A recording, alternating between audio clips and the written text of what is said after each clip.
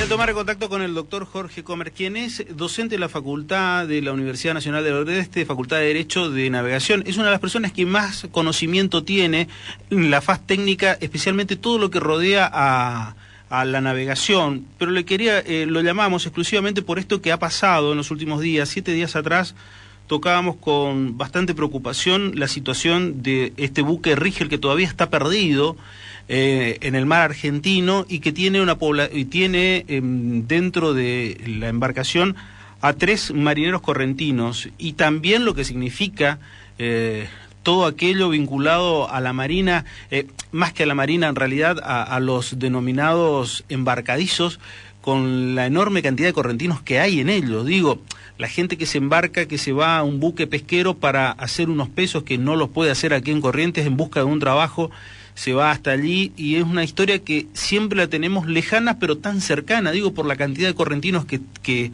están participando y que están involucrados en ello. Especialmente para saber, ¿no tienen tantos derechos? ¿Cuál es la situación? Ellos en particular, porque demandan mayores medidas de seguridad y cuestiones vinculadas a sus derechos. Doctor Jorge Comer, ¿cómo le va? Buen día, gracias por atenderme. Buen día, Daniel, ¿cómo te va? A tu equipo y a tu prestigiosa audiencia. Los marineros correntinos, por decirlo general, ¿no tienen tantos derechos como se fueron planteando ahora, o en realidad no hay tanto control sobre los buques pesqueros? Mira, los derechos son para todos, ellos están muy protegidos. Lo que pasa es que hay que saber diferenciar 2 fases. Una, lo que es, y otra, lo que debe ser en el derecho. O sea, como abogados siempre diferenciamos las 2 cosas. Lo que es, lo que establece el derecho, ¿sí? O sea, está haciendo hoy que los grandes empresarios no cumplan con las normativas legales vigentes. O sea, el empresario, sobre todo el de la pesca o los que llevan estos buques, no cumplimentan con todo lo que tiene que tener para la protección de la vida humana en el mar. Las leyes son perfectas, están bien, no necesitamos hacer nuevas leyes, lo único que tenemos que hacer es cumplir las leyes que existen. Ajá. ¿Y tienen ellos, qué leyes existen que les favorezca? Digo, porque en esta situación, la verdad, es una cuestión que es desconocida en gran medida, especialmente para aquellos que se meten en esto. ¿Qué les favorece en todo esto? ¿O dónde tienen que ampararse? Mira, ellos están protegidos por la 20744, que es la ley de trabajo, están protegidos por la OMI, porque la Organización Marítima Internacional, por el tema de que es la Policía de Seguridad de la Navegación a nivel internacional, y por el convenio SOLAS, que es un convenio que la Argentina suscribió. La Prefectura Naval Argentina representa acá a la Policía de Seguridad de la Navegación dentro de nuestro país. Ellos están perfectamente protegidos. De nuevo te vuelvo a decir, lo que está pasando acá, que es el patrón, el empresario, que muchas veces no cumplimenta con todos los derechos que tiene el trabajador. ¿No es que entonces se carece de derechos, sino que no existen los controles necesarios? Y yo creo que por ahí pasa la cosa, porque vos tenés los derechos, tus derechos son, estás embarcado en un buque, te dejan en un país extranjero, y vos tenés el derecho supremo de la repatriación, te tienen que traer a tu casa. Tienen que cumplimentar con toda la normativa legal vigente de que vos estés bien protegido.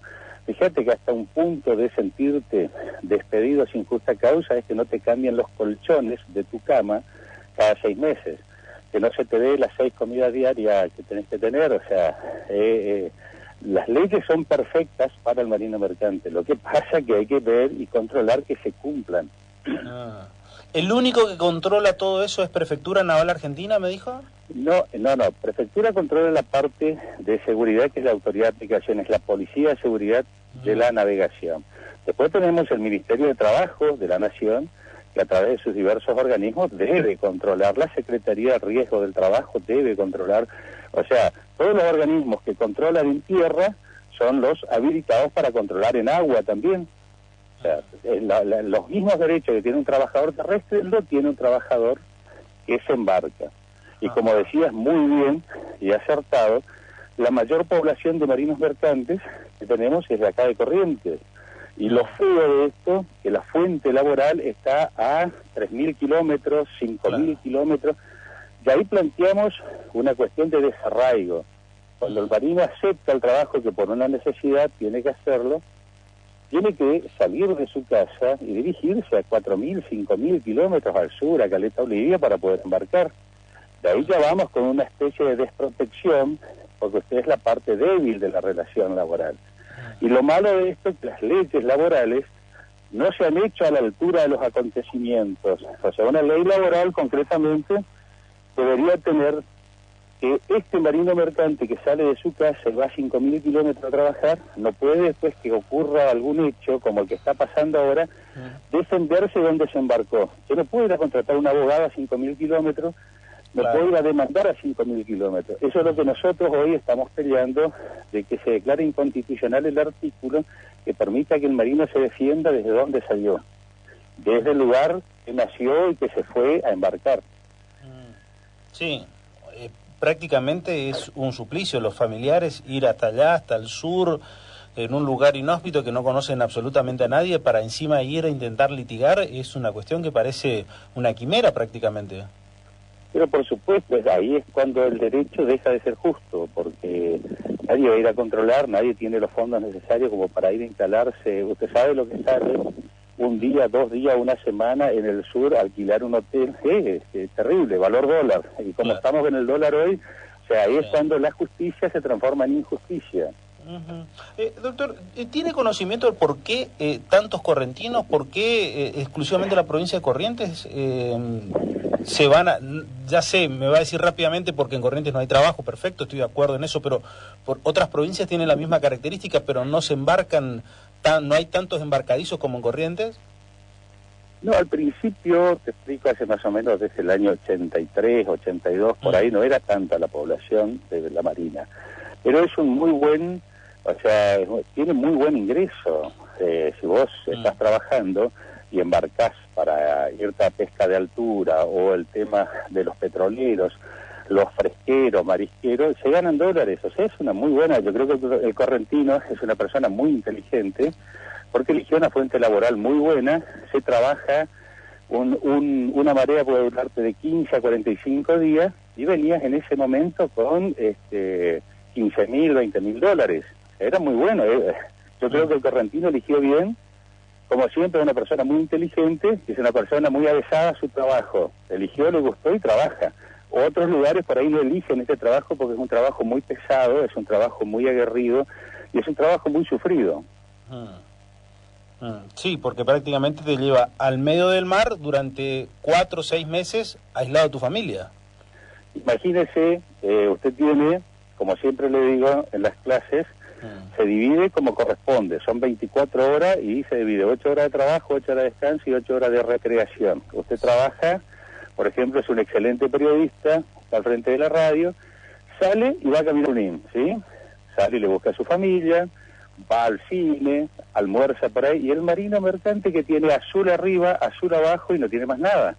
O sea, ¿cuál sería la diferencia de tener 8 horas de trabajo, 8 horas de recreación y 8 horas de descanso? Trabaja todo el día, porque si no llega con un problema psicológico terrible de no saber qué hacer. Por eso se le establece que tiene que tener 6 comidas diarias para matar un poquitito esa ansiedad.